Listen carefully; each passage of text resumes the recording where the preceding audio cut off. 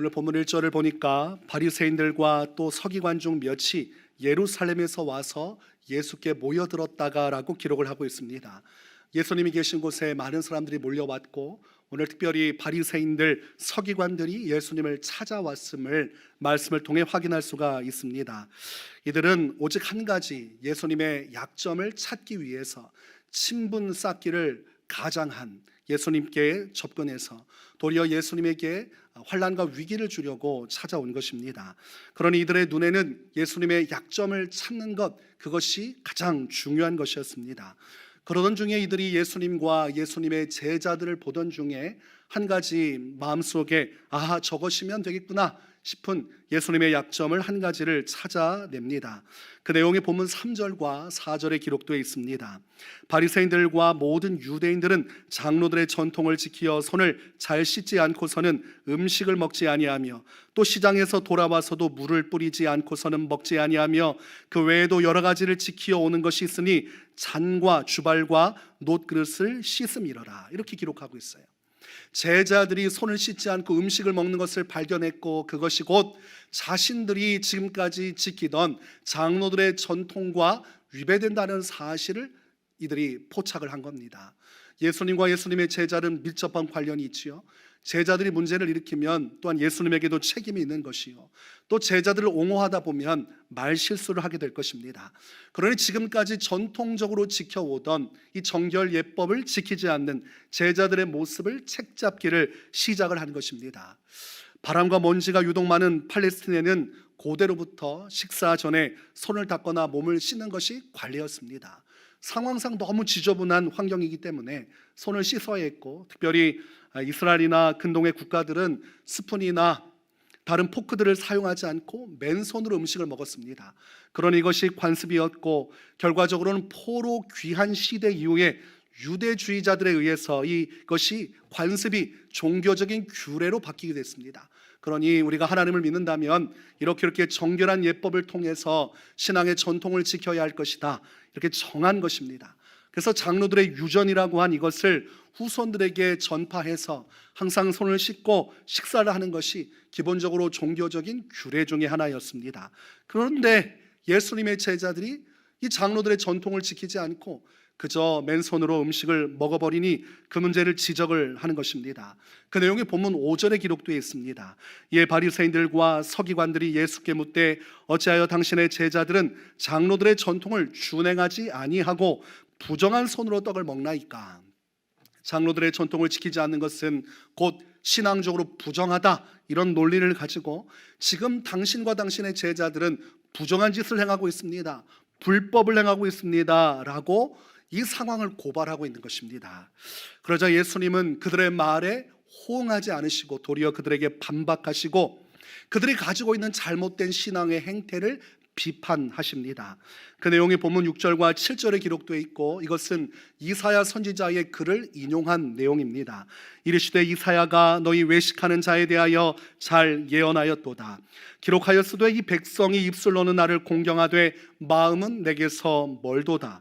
사람의 계명으로 교훈을 삼아 가르치니 나를 헛되이 경배하는도다 하였느니라. 이 말씀이 무슨 말입니까? 너희가 하나님의 뜻을 저버리고 있다. 그것은 하나님께서 진정으로 원하시는 말씀에 순종하기보다 사람의 전통을 따라 살아가는 그것이 바로 너희들의 문제라고 지적을 하십니다. 8절에 너희가 하나님의 계명은 버리고 사람의 전통을 지키느니라. 하나님께서 정말로 원하시는 것은 말씀을 듣고 그 말씀대로 준행하는 것인데, 너희는 말씀보다 더 우위에 있다고 생각하는 장로들의 전통, 사람의 전통을 가지고 와서 하나님이 원하시는 말씀을 어기고 있다고 그 부분을 비판하고 있는 것입니다. 그러면서 예수님은 그 예로 본문 10절에서 13절까지 고르반이라는 내용을 말씀을 하고 있습니다. 모세는 하나님의 10계명을 받아왔고 그 10계명 중에 5계명이 내 부모를 공경하라는 것입니다. 하나님의 뜻이 명확하게 계명으로 주어졌습니다. 그러면 그 말씀을 따라 부모 공경하는 삶을 살아야 그 길이 하나님이 기뻐하시는 길입니다. 그런데 유대인들의 전통 중에는 고르반이라는 것을 만들어 놓았습니다. 이 현물이라는 뜻인데 그 속내용은 무엇이냐면 제가 부모님께 드릴 모든 것을 하나님께 바쳤습니다, 이런 뜻입니다. 그러니까 고르반은 유대인들의 전통적인 관습 중에 하나고, 유대인들은 하나님에 대한 서약 형식으로 원래는 부모님께 드려야 할 물질을 하나님께 바쳐서 그걸 현물로 드리는 행위를 하곤 했습니다. 그럴 때 서로 간에 네가 부모님께 드릴 것을 하나님께 다 바쳤으니 네가 재산이 없지 않느냐, 그러면 너는 이제 모든 부모를 부양해야 할 의무로부터 면제되도록 해주겠다는 관습과 규례를 만든 겁니다. 그러니 하나님께 바쳤다고 하면 부모에게 아무것도 행하지 않아도 사회적으로 용인을 해주고 전통적으로 다 좋게 봐줬다는 겁니다. 그러니까 이 고르반을 잘못 악용하면 어떻게 됩니까? 부모에게 효도하지 않고 부모에게 마땅히 내가 해야 할 역할을 하지도 않고도 그리고 사람들한테 고르반, 부모님한테 고르반이라고 이야기하면 부모님, 제가 하나님께 다 바쳐서 드릴 게 없습니다. 그리고 나서 그 모든 면에서 면죄부를 얻고 말았다는 것입니다. 그래서 사람들의 전통을 따지다 보니까 결과적으로 자기들끼리는 유익하고 때로는 불법을 저질러도 서로 통용하지만 진정으로 지켜야 할 부모를 공경하라는 하나님의 말씀을 순종하지 않는 길로 가고 있었다는 겁니다. 너희는 왜 사람의 전통을 중요시하면서 정작 중요한 하나님의 계명을 저버리느냐? 도리어 사람의 전통에 집중하다 보니까 너희가 지켜야 할 본질을 잊고 있다고 말씀을 하고 있는 것입니다. 하나님이 원하시는 성도의 삶, 그리고 예수님께서 궁극적으로 이 땅에서 강조하셨던 성도의 삶은 하나님의 말씀 곧 계명을 따라 순종하며 사는 것입니다. 예수님은 누가복음 6장 47절에서 49절에 이런 말씀을 주셨습니다. 내게 나와 내 말을 듣고 행하는 자마다 누구와 같은 것을 너희에게 보이리라. 집을 짓되 깊이 파고 주초를 반석 위에 놓은 사람과 같으니 큰 물이 나서 탕류가 그 집에 부딪히되 잘 지었기 때문에 능히 요동하지 못하게 하였거니와, 듣고 행하지 아니하는 자는 주초 없이 흙 위에 집 지은 사람과 같으니 탕류가 부딪힘에 집이 곧 무너져 파괴됨이 심하니라 하시니라. 사람엔 두 종류가 있다는 것이죠. 한 종류는 하나님의 말씀을 듣고 지키는 자요, 한 종류는 하나님의 말씀을 듣지만 지키지 않는 자가 있다는 겁니다.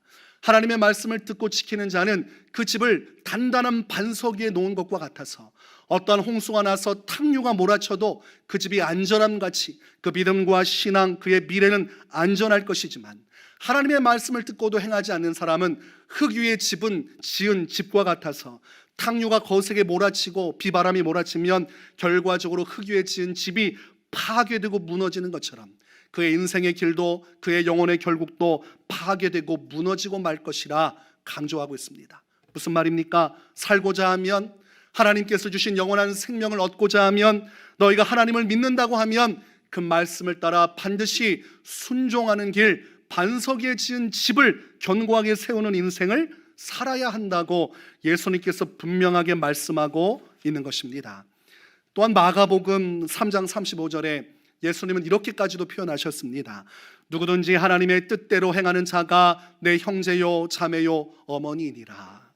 예수님, 당신을 낳고 기른 당신의 어머니 마리아야말로 참으로 복된 여인이 아닙니까? 그러자 예수님이 그걸 부정하셨습니다. 아니다. 도리어 지금 나와 피를 나눈 나의 친족이 아닐지라도 하나님의 말씀을 듣고 행할 수 있다면 그가 나의 가족, 친족보다 더 가까운 진정한 나의 형제요 자매요 어머니가 될 것이라고 선언을 하시는 것입니다. 무슨 말입니까? 하나님의 계명, 그 말씀을 가장 소중하게 여기고 그 말씀대로 순종하는 자라야 하나님의 영광에 참여하고 주의 자녀요 백성이 될 것이라는 말씀과 같은 것입니다. 그러므로 우리가 하나님을 믿는다면, 하나님을 믿고 또 예수님을 믿는다면 하나님이 명령하신 그 말씀을 가장 고귀하게 여기고 그 말씀 중심으로 우리의 신앙의 여정을 떠나가야 하고 그 말씀을 지키고 순종하는 일에 우리의 모든 삶을 쏟아 부어야 한다는 것입니다.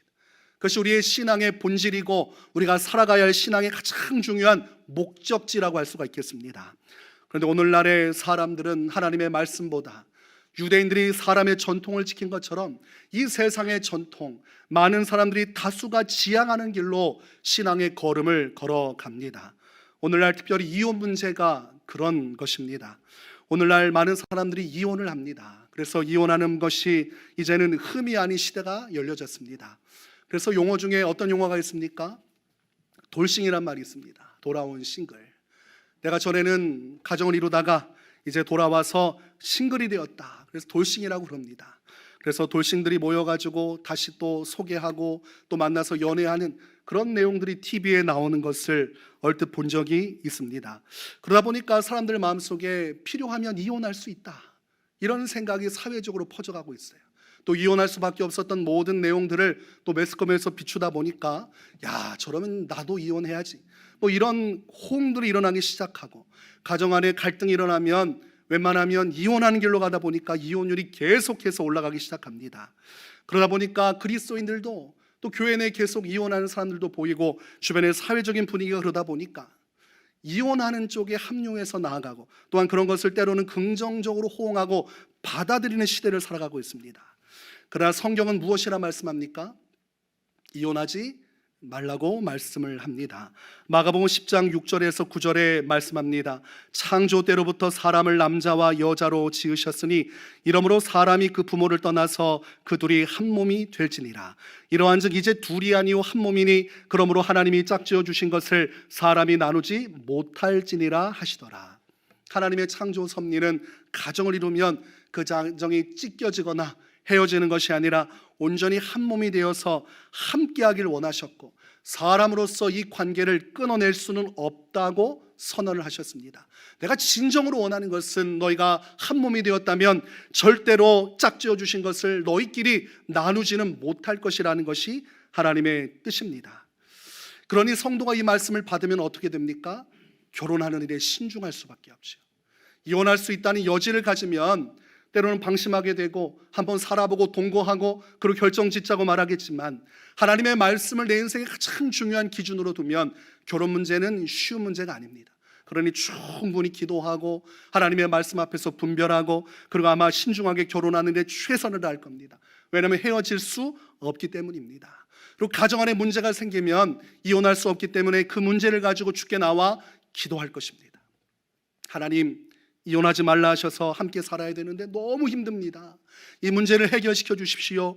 그리고 부부가 함께 믿음이 있다면 서로 기도하면서 서로를 이해하려 노력하고 양보하려 노력하고, 그러면서 기도하고 노력하는 중에 결과적으로는 하나님의 긍휼과 인도하심 속에 가정 속에 화목이 돌아오고 회복의 역사가 일어날 것입니다. 그러나 이혼의 여지를 두면서 굳이 그렇게 어려운 길로 가려고 하지 않죠. 굳이 왜 기도하고 노력하고 인내하면서 왜 그런가? 그냥 이혼하고 더 좋은 사람 만나면 되지. 이것이 우리로 하여금 하나님의 말씀으로부터 해이해지게 만들고, 기도의 자리를 떠나 내 인간적인 생각을 따라 가정의 모든 것들을 결정하게 되는 것이죠. 여러분, 결혼은 신중해야 되고, 결혼했다면 거기에 대한 책임을 져야 됩니다. 그렇지요? 자녀에 대한 책임을 져야 돼요. 하나님의 부름에 대한 책임을 져야 됩니다. 차라리 그럴 자신이 없으면 어떻게 해야 됩니까? 결혼하지 않는 것이 나은 것이죠. 이것은 무엇을 말합니까? 하나님의 말씀이 기준이 되면 우리의 인생의 모든 판도가 바뀌고 우리의 신앙과 연결돼서 행할 텐데, 세상적인 관습과 사람들의 전통을 따라가다 보면 신앙인들이 영적으로 은혜를 따라 살아가지 않고 하나님의 말씀이 아닌 전통을 따라 흘러가게 되니 교회 안에서 계속해서 이혼의 문제들이 생겨나게 되는 겁니다. 이혼하고 나서 설교로 위로해 주는 것이 아니라 이혼하지 않도록 방향을 제시하고 그 문제를 해결할 수 있도록 해주는 것이 성경적이고 바르다는 것입니다. 또 오늘날 동성애 문제가 수용되어지고 받아들여지고 있습니다. 한 탤런트는 과거에 커밍아웃 했다가 인생에 찬바람이 오고 어려움을 겪었지요. 사람들이 받아주지 않은 것입니다. 시대가 바뀌었고 어느덧 그 연예인은 다시 방송으로 복귀했고, 이제 동성애적 코드를 가지고 성적 농담을 해도 사람들이 웃으면서 받아들이는 시대가 됐습니다. 사람들의 전통이, 사회적인 흐름이 바뀌었다는 것이죠. 전에는 동성애는 용납할 수 없다고 하다가 이제는 용납할 수도 있고 이해할 수도 있고 어느 정도 받아들일 수 있다는 생각까지 하는 것이죠. 그러다 보니까 남자가 여자가 되는 수술을 하고 여자가 남자가 되는 수술을 하는 트랜스젠더들이 유튜브를 거쳐서 이제는 지상파 방송에까지 나타나서 자신들의 존재감을 드러냅니다. 지금 사람들이 그렇게 통념이 바뀌고 사회 인식이 바뀌어가고 있다는 것을 말하죠. 그러다 보니까 그리스도인들도 열린 마음을 가지고 그런 것들을 수용하는 자세를 취합니다.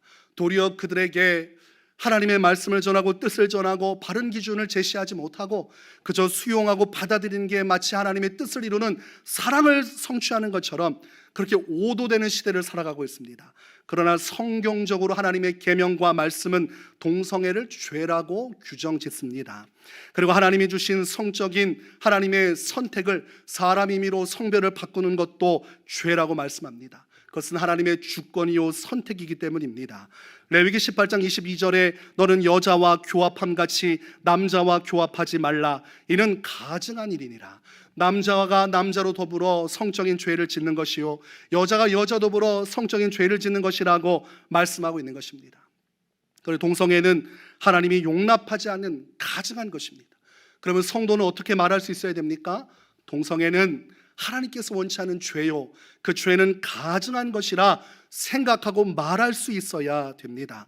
심지어 레위기 20장 13절에는 누구든지 여인과 교합하듯 남자와 교합하면 둘 다 가증한 일을 행함인즉 반드시 죽일지니 그 피가 자기에게로 돌아가리라. 그 피값을 그에게로 돌아가게 하여 하나님은 그를 죽이기까지 심판하시겠다고 말씀할 정도라면 이거는 용납할 수 없는 것이구나.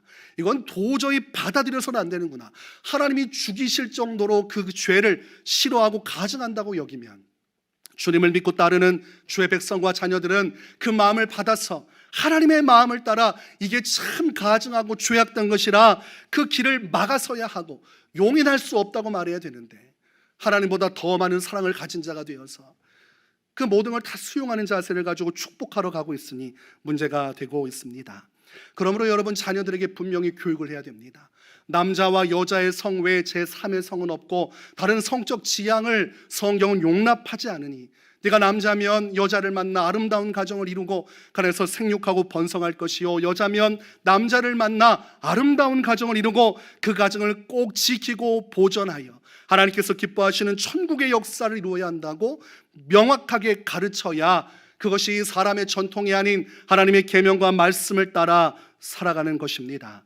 또한 코로나 바이러스가 발병하면서 온라인 예배가 본격적으로 시작이 되었습니다. 나라에서 역학조사를 시작하면서 환자들을 추적하다가 결과적으로 이것이 교회로부터 빚어지고 있는 것처럼 흘러가기 시작했어요. 그래서 사람들이 교회에서 예배하는 것을 비판하기 시작했고 심지어 교회 앞까지 와서 농성을 벌이거나 인터넷 매체에서 카페에서 수많은 사람들이 교회 예배 현장을 찍으면서 돌팔매질을 하기 시작했습니다. 그러다가 여기에 언론이 나서기 시작하고 정부가 지명하여 교회 예배를 폐쇄를 명하면서 수세에 몰리게 됐어요. 그래서 본격적으로 예배를 폐쇄하고 온라인 예배로 전환을 시작했습니다. 당시 대다수의 사람들이 이웃사랑을 강조하면서 온라인 예배를 요구했고 교회는 그 요구를 수용을 해준 것입니다. 한 번도 이런 것을 수용해 주지 않았지만 그래 사람들의 전통을 따라 사회적 분위기에 따라 우리가 한번 수용해 줄 수 있지 않겠는가 그렇게 수용했다가 교회가 폭탄을 맞았습니다. 성도들이 진리의 자리에서 벗어나고 영적으로 방황하고 그것을 견디지 못하고 성도 중에서도 자살하는 일이 속출하고 지금도 예배 자리에 돌아오지 못하는 이들이 허다한 시대를 살아가고 있습니다. 그렇게 해놓고도 어느덧 지금 예배를 열고 온라인 예배 하지 말고 교회로 오라고 또 부르고 있습니다. 지금도 코로나 바이러스가 창궐하고 있고 또 무시무시한 인플루엔자 또 독감성 것들이 독감이 위험하게 다가오고 있는데 정말 이웃사랑하면 지금도 문 닫고 예배하지 않아야 맞는 것 아닙니까? 왜 이때는 문 닫아도 된다고 그러고 이때는 문 열어야 된다고 말합니까? 사람의 전통을 따라 가르치니 향방이 없는 것입니다. 지금은 정부와 사람들이 비판하지 않으니까 또 예배 현장을 또 열고 또 온라인 예배를 했더니 이게 신앙생활이 제대로 안 되는 걸 경험했기 때문에 그렇게 온라인 예배면 충분할 것처럼 그렇게 설교하고 유도했다가 이제 또 슬그머니 또 십자가 지고 예배 현장에 와서 또 하나님을 위해 살아야 한다고 가르치고 있지요. 이렇게 전통을 따라가면 이게 무엇이 진리고 신앙인지도 모르고 그저 사람들이 박수치면 잘하는 것처럼 느끼고 사람들이 돌을 던지면 잘못된 것처럼 여기는 것입니다. 다니엘 6장 10절을 보면 다니엘의 신앙을 성경은 명확하게 기록을 합니다. 다니엘이 이 조서에 왕의 도장이 찍힌 것을 알고도 자기 집에 돌아가서는 윗방에 올라가 예루살렘으로 향한 창문을 열고 전에 하던 대로 하루 3번씩 무릎을 꿇고 기도하며 그의 하나님께 감사하였더라. 제가 코로나 기간에 이 설교 많이 했습니다. 아마 성도님들 중에서도 마음으로 저를 욕한 분들이 많을 줄 압니다. 야, 그놈의 다니엘, 야, 지금 시대가 이렇고 상황이 이렇고 세상의 영성이 이렇고 좀 타협도 하고 진리 안에서 지혜롭게 해야 교회가 복음 전도를 할 수 있지 않는가? 그렇게 되지 않아요. 하나님 나라는 세상의 전통과 사람이 원하는 대로 맞춰준다고 되는 것이 아니라 하나님의 말씀에 순종하는 소수의 사람들을 통해서 지금까지 하나님의 역사가 이루어졌습니다. 다니엘이 목숨이 위협함에도 하나님께서 주시는 그 말씀에 순종하여서 사자굴에 던져질지라도 자신의 모든 직분, 직위, 세상적인 권세 다 잃어버리고 빈털터리가 된다 하더라도 전에 하나님 말씀을 따라 기도한 대로 그 자리 지키며 기도하지 않습니까? 그럼 위기가 오면 이 말씀 붙들고 교회가 온전히 예배하며 그래서 사회적 역할, 복음적 역할을 감당하는 길로 갔어야 되는데 그렇게 하지 않았어요. 사람들의 아우성을 듣고 사람들의 전통을 따라 움직였기 때문에 그 대가를 지불하고 있는 것입니다. 히브리서 10장 25절에 모이기를 패하는 어떤 사람들의 습관과 같이 하지 말고 오직 권하여 그날이 가까움을 볼수록 더욱 그리하자. 또한 사도행전 2장 46절에 날마다 마음을 같이하여 성전에 모이기를 힘쓰고 집에서 떡을 떼며 기쁨과 순전한 마음으로 음식을 먹고. 이때가 좋은 날입니까? 평화의 날입니까? 아니요, 죽음의 날입니다. 예수님께서 십자가에 죽으시고 헤롯 왕이 나서서 사도들을 핍박하고 죽이고 있고, 그리고 유대인들은 그리스도인들을 잡아서 씨를 말리려고 하는 그때에도 성도들은 목숨을 걸고 성령의 충만함 가운데 함께 모여 기도하고 복음을 전하고 그 위기를 돌파하여 교회를 세웠고, 그 때문에 오늘날 한국에까지 교회가 들어와 여러분과 제가 예수님을 통해 구원의 은혜를 누리는 것입니다. 이 성도들이 말씀을 붙들고 순종하여서 하나님의 나라가 이 땅에 이루어진 것이지, 사람들의 눈치를 보고 전통을 따라 이리저리 휘날리며 세상적인 기준을 따라 해서 교회가 세워진 것이 아닙니다. 더욱이 오늘날 다수의 의견이 무엇입니까? 종교 통합으로 가자고 말을 합니다. 각자마다 우리가 따로 하지 말고 서로 손을 맞잡자고 이야기합니다. 부처와 공자와 예수님이 함께 손을 잡으면 종교 간의 분쟁도 없고 결과적으로 모두가 다 구원받을 수 있는 길이 열리지 않겠느냐. 그래서 서로 간에 손을 맞잡고 신앙적인 연합선을 행하고 있고, 세계교회협의회가 그것을 앞장서서 이 한국 땅 안에도 그런 운동을 하고 있는 목회자들이 있고 또한 성도들이 있습니다. 그러나 요한복음 14장 6절에 예수께서 이르시되 내가 곧 길이요 진리요 생명이니 나로 말미암지 않고는 아버지께로 올 자가 없느니라. 하나님의 말씀은 명확하니 예수님 외에는 다른 구원이 없고 다른 누구도, 예수님이 아닌 누구도 구원자가 될 수 없다고 기록하고 있는 것입니다. 그런 인간적으로는 서로 통합하고 함께 대화를 나누는 것이 아름답고 품이 있고 세상 사람들이 박수를 치는 종교인의 선한 모습과 같지만, 그 사람의 전통과 사람의 뜻을 따라가면 결과적으로 망하는 길로 가게 되니 하나님의 말씀을 저버리는 길에는 꼭 하나님의 심판과 영원한 멸망이 기다리고 있는 것입니다. 그러니 사람들의 전통, 내 마음에 편하고 듣기 좋은 이야기들, 또 내게 부담을 주지 않는 좋은 신앙의 길이 있다 할지라도 그것이 하나님의 말씀과 어긋나면 가서는 안 됩니다. 다수의 교회와 사람들이 가고 있는 전통적인 이 시대의 영성의 방향이라 할지라도 원론적인 하나님의 뜻과 위배되면 가면 안 됩니다. 왜냐하면 마지막에 모든 것을 심판하실 분은 하나님 한 분이시요, 하나님은 기록된 말씀을 따라 예수님이 선포하신 말씀, 그것을 통해 마지막 모든 사람들 한 명 한 명을 다 심판할 것이기 때문입니다. 마지막 남는 것은 영원하신 하나님의 말씀이요, 그 말씀 앞에 우리가 어떻게 살았는지를 하나님은 평가할 것이요, 그러니 예수님을 믿는다면 하나님의 말씀 앞에서 삼가 지키고 이 시대와 이 시대의 영적인 것이 아닌 하나님의 기록된 변함없는 말씀을 기준으로 생각하고 고뇌하고 그리고 회개하고 그 말씀에 복종함으로 우리의 믿음을 따라 살아가야 하는 것입니다. 신명기 5장 32절과 33절에 그런즉 너희 하나님 여호와께서 너에게 명령하신 대로 너희는 삼가 행하여 좌로나 우로나 치우치지 말고 너희 하나님 여호와께서 너에게 명령하신 모든 도를 행하라. 그리하면 너희가 살 것이요 복이 너에게 있을 것이며 너희가 차지한 땅에서 너의 날이 길리라. 이렇게 선언하고 있습니다. 그럴듯한 사람의 전통이 아닌, 서로 간에 면죄부를 주고받는 편의적인 신앙이 아닌, 오직 기록된 말씀을 따라 믿음으로 순종함으로 주님의 복과 은혜를 누리시기를 주의 이름으로 축원합니다.